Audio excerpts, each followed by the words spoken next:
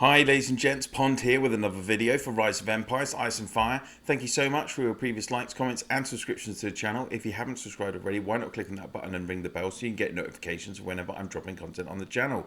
And now to the topic of this video, and it's one of my first look videos for the new season heroes. So of course we've got SX16 heroes in the game code now, and some people were even able to use tickets earlier in the week to obtain a few copies of them. Now, when I say a few copies, of course, the big thing about these heroes are that, as you'll see, the game developers are calling them exclusive season heroes. What that means is they're going to require 34 copies each to complete, but the devs are insisting that the new recruitment banner for these heroes will drop a copy of them nearly every basically 20 tickets. That's what they're saying. You can get 1 to 2 copies every 10 to 20 tickets. It should be around a 10% chance each time. So in theory, it should take less tickets to max one of these heroes, and it will definitely take a lot less tickets for you to be able to unlock all 8 skills. Now, of course, that is a benefit, because previously when you've been trying to unlock, get your 3rd and 4th copies of a hero, you didn't have maybe skill 7 and skill 8 open. That was obviously reducing the effectiveness of the hero significantly. You weren't getting that group buff on your legion from the 7th skill, and of course usually that 8th skill is kind of key skill that ties all their other skills together. So again, without that 8th skill, often they really were struggling to have an impact. While now, even if you just have maybe 1 or 2 copies and 1 or 2 levels of like the 8th skill, having it open and working partially is better than not having it at all. So in theory it should be better, but we'll have to wait and see how it goes on the recruitment banners when they are finally out. Let's have a look at the heroes themselves. So first off, we've got Frederick I. He is a ranged archer hero. Now, we just had a ranged archer in the form of Ethelfred, so I presume that this Frederick is going to do something different. Obviously, he's looking like he's a royal with his crown on his head. He's got his, being an archer, he does actually have a bow and some arrows with him for once. And obviously he's got this nice armor with a floaty cape. So let's check out the skills. Dictator, as usual, not doing anything extra. Skill 2, Eagle on Fire, combat skill, effective range of 5, so definitely a ranged hero. In the first 2 rounds, up to 70% chance when it's maxed to deal 365% burning damage to 2 random enemy squads within the valid range and disarm the target for 2 rounds. Now, first off, let's just look at the chance. It's really high, it's 70%, but it's only in the first 2 rounds.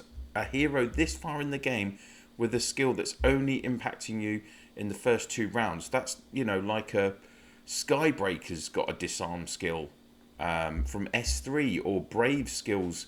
Often one of them is just disarming in the early rounds. So for me, this hero seems to be a counter for your serial attack combos, where they're trying to do a lot of damage in those first 2 or 3 turns. So what do I mean? Or any kind of early damage combo. So that's, your Beast Queen combos, or with Farah these days, obviously, with Rosen, any combo that might have, like I think Ethelfred does early round damage, and of course Sakura does early round damage. Elk also does early round damage. So those kind of heroes, this, and particularly the combos that do serial attack, where they're basing their damage on having to actually, for the troops to do their basic attacks, which is what disarming stops. This is potentially going to be a good counter, but it's just a little bit disappointing to see that this skill is restricted to only the first 2 rounds. 365% times 2, what's that? 730% damage. It's not massive, to be honest with you. We've seen lots of skills that do more damage than that. So yeah, it's not tearing up trees, shall we say, right now. 3rd skill, as usual, extra resistance. 4th skill is the extra might. His 5th skill is another combat skill, again effective range of 5. 70% chance again to deal 355% burning damage to 2 random enemy squads within the valid range. When the target's troop power is lower than 50%, the damage will be increased by 50%. So that's a big damage buff, 50%. It's attacking 2 random enemy squads, even though it says 1 random enemy squad up there. So I think that's a typo. Again, what's that? That's another 710% damage. Plus it's going to do actually 50% more than that in terms of as a percentage figure, not just as a base number. And you'll see that they say burning again. So this is a hero where we've seen these kind of damage descriptions before. It's just basically often just the type of damage. It's still damage, but it's all about the descriptions linking the heroes, synergizing with the heroes. So let's go on to his 6th skill. I can only presume that this is going to be something else, because right now it says 0 archer combat speed. Well, that's not a buff. So maybe it's supposed to be 100 archer combat speed. That would be worthwhile. That could potentially put him ahead. And of course, that would have to be key, really, because if he's not going first in the first round, then why would you want him? Because then his second skill is not going to be disarming straight away. Let's look at skill 7, extra might. Okay, what you'd expect from a ranged hero, a more attacking hero. And then the 8th skill is a prep skill, pre-battle skill, so it will always trigger before the battle first round starts. In battles, for every 5 combat skills cast by your archer squad, Frederick will deal 246% burning damage to 1 random enemy squad within the valid range. But the key thing here is if the target happens to be burning, 360% burning damage will be dealt to all enemy squads. So that's actually another 1080% of damage, which takes this total amount of damage done by this skill to 1326% if this second trigger is done. Now, there's a couple of things we need to look at first. For every 5 combat skills cast by this squad, well, he's got 70% chance on all his skills. But the problem is, his first skill is only working in the first 2 rounds, according to this description. So the most you're going to get from that is 2. Then, in theory, again, this combat skill is only triggering 70% of the time over the remaining 8 over all 8 rounds. So that's probably about 6 rounds. So actually, he's only triggering 8 combat skills. If you got lucky, he might trigger that skill every round. Then you might see this trigger twice in a battle. But it's not actually as effective as you think. Now, there's a few trains of thought of how he would synergize. As this kind of 8th skill requires all of if the enemy that it initially hits has to be burning, then you need to synergize him potentially with other burning heroes. Now, in my mind, that for me would be maybe Hunk on the front row, because Hunk has a 5th skill which has burning.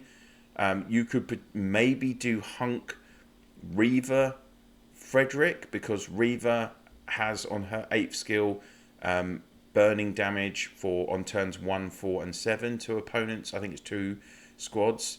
The other really left field choice is that Desert Storm, his second skill does burning damage to all 3 opponent squads, and that's from, I think, turn 3. So again, that could potentially mean that this triggers twice. But would you really want to be using Desert Storm so far into the game? I'm not sure. Even with his hero skin, that would be an effective combo. You know, do you need him to go first, maybe? Would you pair him with Sakura, perhaps, to make sure that he's going first so that this second skill triggers? I'm not so sure. And I'm really not sure how effective this hero is going to be. Let's go on and look at the second hero.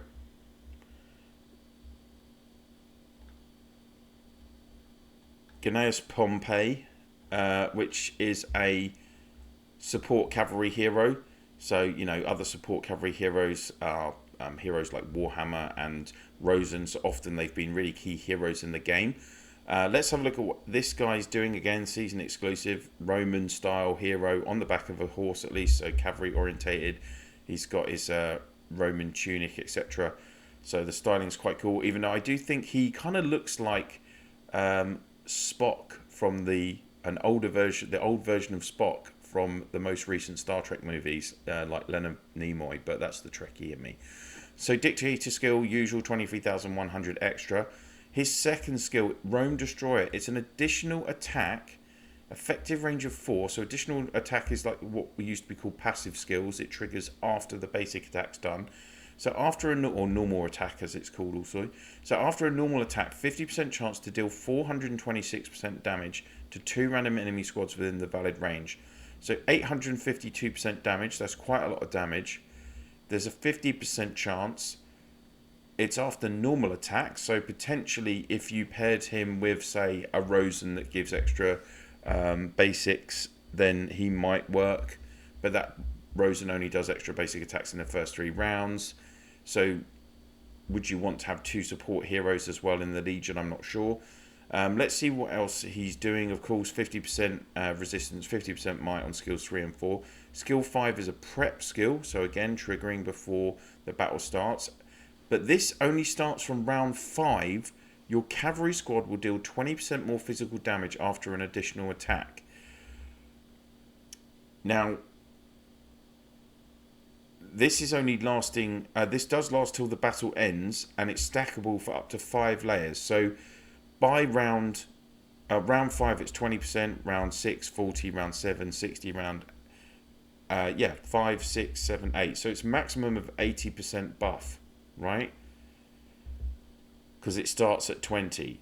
So you're only getting a maximum of 80%. There are other skills out there that do more than that, and obviously you're only benefiting from it if it's doing an additional attack, which is the passive skill, which is this skill 2, which is only 50% chance. So actually that might only, in theory, that should be triggering if he's not with heroes that are giving him extra basic attacks, then this is only going to trigger, in theory, twice towards the end of the battle, which means this would only trigger twice, which means you only get a maximum of a 40% extra damage, physical damage done, which is nothing. Like Reaper's 8th skill gives 100% boost to physical damage attacks all of the time, to put it into perspective. So I'm not sure about this hero. His 5th skill gives extra damage. 6th skill gives extra damage, and 7th skill gives extra might. So it's more like attacking tendencies. And then this 8th skill, Triumph, is a combat skill again, so susceptible to being silenced, confused, or suppressed. When all your squads lose over 25% of the total troop power in a round, they'll gain a shield in the next round, reducing the next 2 times of damage they take by minus 70%, so that is big, 70% damage mitigation, and restoring some troop power for the front row squad with that recovery rate of 308%. Now that is big. That's one of the biggest healing effects we've seen in the game. And I think that would be like, I don't know, 14,000 troops, something like that. So it would be a significant healing. But let's just, again, like, dial down into this skill. When all squads, so all 3 squads, have to lose over 25% of the total troop power in a round. Right? Well, how often is that actually going to happen? You're relying on actually being attacked. For this skill to work, you're relying on being attacked a lot by the opponent. In my mind, the most times you get attacked these days is, in terms of physical troop loss, would be potentially on rounds 2, 4, 6 and 8, when people have got their dragon attacks going on as well.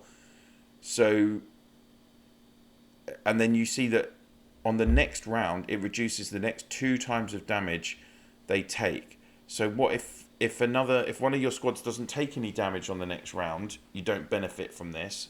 Bearing in mind, if this is only triggering on rounds 2, 4, 6 and 8, then obviously there is no round 9, so it wouldn't trigger on the next round, even if it becomes applicable on round 8. So you might only be benefiting from this maybe 3 times in a battle, potentially. It depends on how much damage you take, but it's a cavalry squad as well. So, you know, I think this skill would have been more applicable in an archer's combo, right? Because archers obviously can suffer more damage. This would be triggering a lot more times. It would be more OP. That's my kind of thought about it.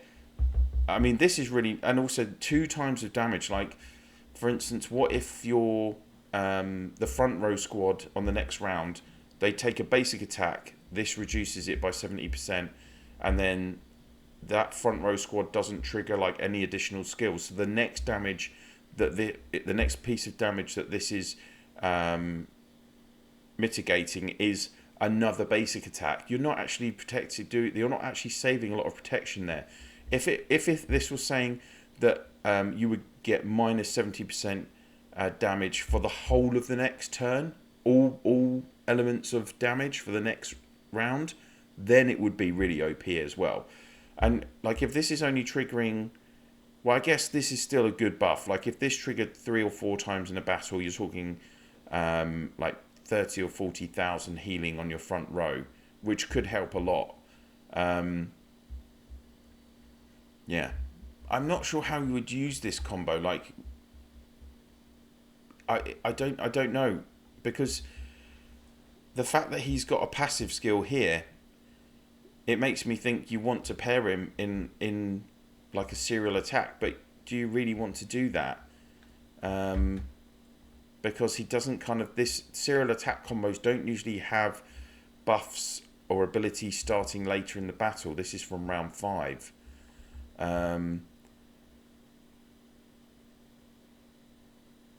Yeah, I mean, like for instance, you can't pair him with like a warden because there's no point. This warden boosts the 5th skill of a player, of his fellow squads. This isn't boosting it.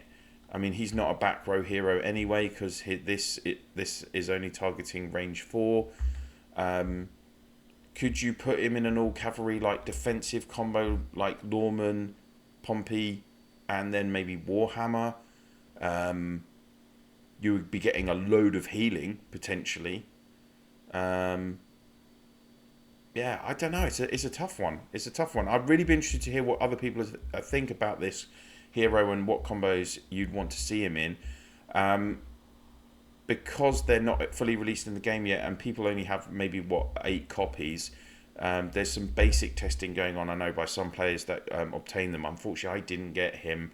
I didn't get either SX16 opening my chest earlier in the week, so I'm going to have to wait and see until they're fully released to find out a bit more about them, or maybe I can get into another account to find out. But as soon as I do, I'll obviously share that info with you, whether it's on a live stream or a separate video. So these are a bit of a funny one, guys. It's a whole new system for season heroes. Both heroes, I'm not 100% sure like how effective they are. They don't seem that OP, and their skills don't seem that great for so far in the game. So yeah, I'm not really infused. I'm really not. I mean, my first thoughts are they're no better than 3 out of 5 stars at best. Neither of them seem to be must-have heroes that would improve any of the top 5 or 6 combos that we already have. And often the heroes that you need to pair with them, you would be taking them away from some of those other combos, and it might actually be a weaker combo potentially in the way that their skills are and my understanding of it. But you never know with these hero descriptions. You really don't. So there we go. If you have liked this video, please do click on that like, and if you could please share this video and my channel in your alliance chat, province chat, through line, WhatsApp, Viber, Discord, whatever you use to communicate with fellow players in the game, that would be very much appreciated. Thank you so much for watching, and I'll see you soon.